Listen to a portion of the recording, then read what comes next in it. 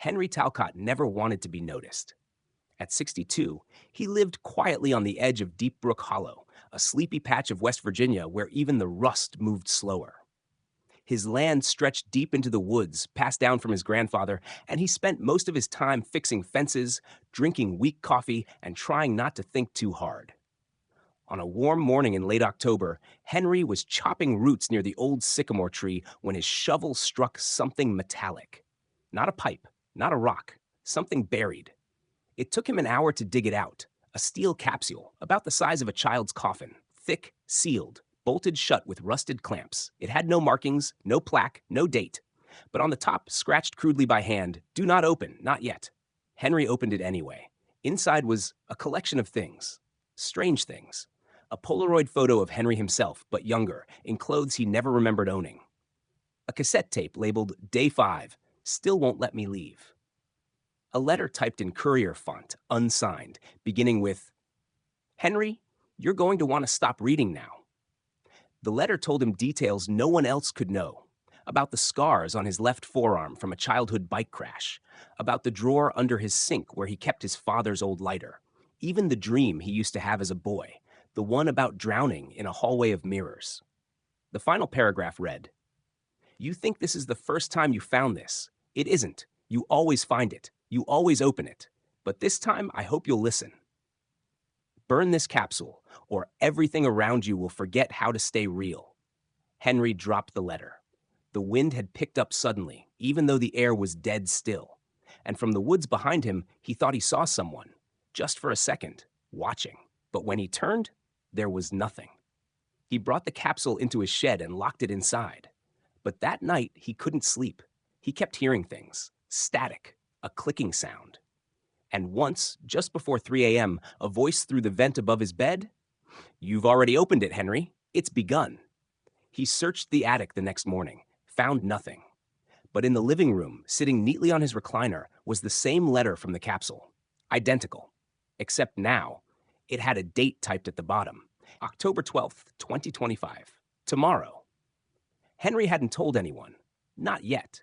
But when he walked into town the next day, something felt wrong. The gas station attendant didn't recognize him. The post office clerk, who had known him for decades, said, "Sorry, sir, I think you've got the wrong town."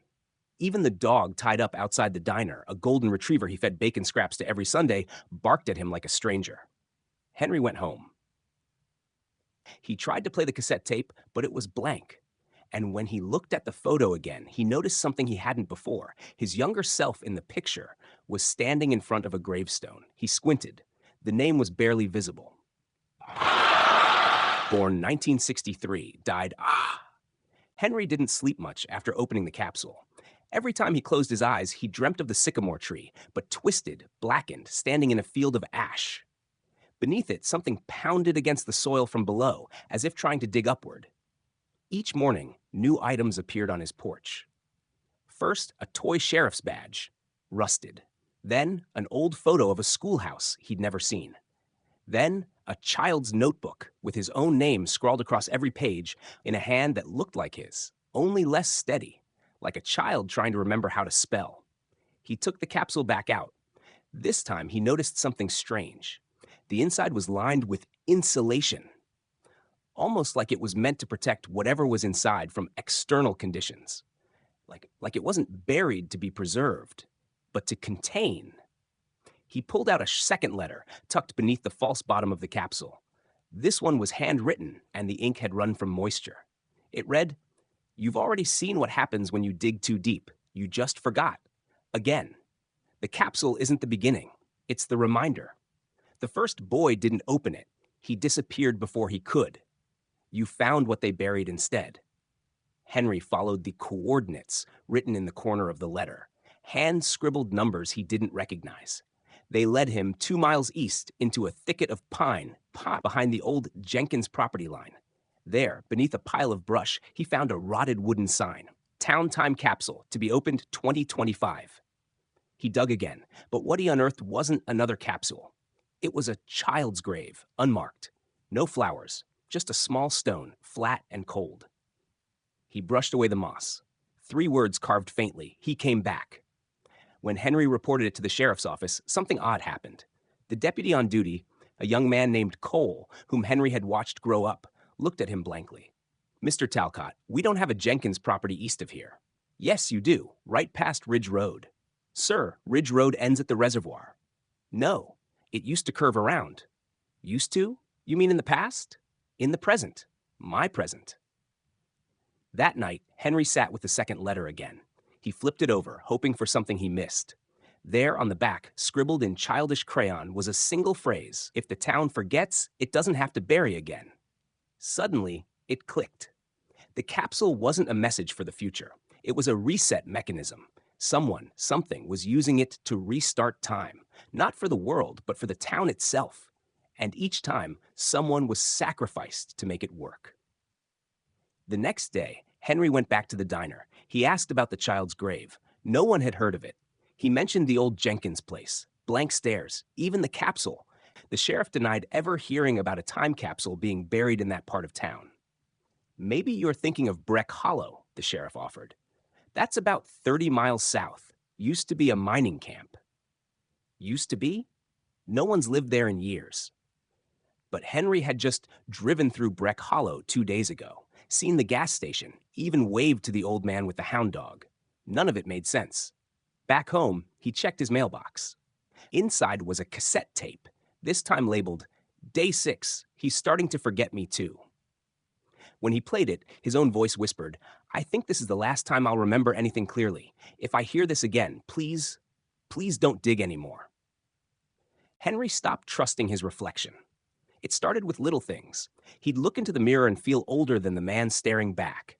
He'd touch his face and feel stubble, but see smooth skin. And sometimes, just sometimes, the reflection didn't blink when he did. He avoided mirrors after that. But the memories, those he couldn't avoid. One morning, he awoke to find a crayon drawing taped to his bedroom wall. A child had drawn it, shaky lines, bright colors. It showed a man, him, standing in front of the sycamore tree. A red circle hovered above it. Next to him, a little boy with no face. And under the tree, a dark box. On the back of the page, written in shaky block letters, "Don't let him dig again." But Henry hadn't drawn it. He didn't even remember finding it. And yet, he knew what it meant. The memories came in waves. A name, Caleb Jenkins. A woman, Anne, red hair, missing tooth, humming all the time. A date, March 14th, 1973. Except Henry was born in 1963. He would have been 10. But the memories weren't of a 10-year-old. They were from a man in his 40s, frantically trying to stop a child from digging behind a schoolhouse and failing. The child vanished. The next morning, no one remembered him. Not the parents, not the teacher, not even the town records. All erased. Except in one person's head, his. Henry followed the memories, like they were breadcrumbs laid decades ago. They led him to a place no one remembered anymore, a clearing behind the old quarry. There, hidden beneath branches and thorn, he found a concrete hatch. It was circular, rusted, unlocked. He opened it and climbed down a narrow ladder into darkness. The shelter below was silent. Old newspapers lined the floor, all dated March 1973. Children's shoes were stacked neatly in the corner, 12 pairs. On the walls, more drawings. All of the tree, all of the box, and in the center of the floor, a chair. Strapped to the chair with brittle leather bands was another capsule, smaller this time, labeled "Second Instance, Do Not Initiate." Henry backed away. Something was very, very wrong. But before he could climb out, he noticed a piece of mail on the floor, unopened, addressed to him. Not just to Henry Talcott, but to Henry Talcott, 4th Instance Memory Anchor. Inside the envelope, a photo of Henry with Anne. They were smiling, holding hands. Behind them, the black sycamore tree. And in Anne's other hand, a shovel. Henry dropped the photo. Suddenly, he remembered her humming. He remembered the cold earth under his knees. He remembered digging with her, laughing, burying something, and then her screaming, and the box trying to open from the inside. He ran, climbed out of the shelter, heart racing, lungs on fire. At the surface, the sun was gone, sky gray, air electric, and from the woods, he heard a whisper, not a voice, but a memory with teeth. "You remembered too much, Henry. Now it starts again." Henry no longer knew what year it was. The clocks in his house had stopped, each frozen at different times. One at 12:03, another at 4:44, a third had no hands left at all. His calendar, once flipped to October 2025, now only showed blank squares. He didn't remember tearing the dates out. But someone, clearly had. In town, people no longer recognized him. Even his name felt foreign when he said it out loud. Henry Talcott, he told the pharmacist. She looked at him like he had barked. That name isn't in the system. I've lived here 62 years. Sir, no one by that name has ever lived in Deep Brook Hollow. That night, he heard the cassette tape start by itself. Day 7. But this time, the voice wasn't just his. It was another man. Or maybe himself, but older, tired. This is your last loop, Henry. You've reached the outer boundary. There won't be another reboot. The capsule broke containment in 73. We've been patching the tears with memory wipes, false identities, and temporal mirrors. You were our anchor. But now you've seen too much. Henry dropped the recorder. Outside, the woods were glowing faintly red, as if the sun had set inside the trees. He followed the glow to the sycamore tree, which now looked older than anything on Earth, blackened, charred, its bark twisted like muscle fiber.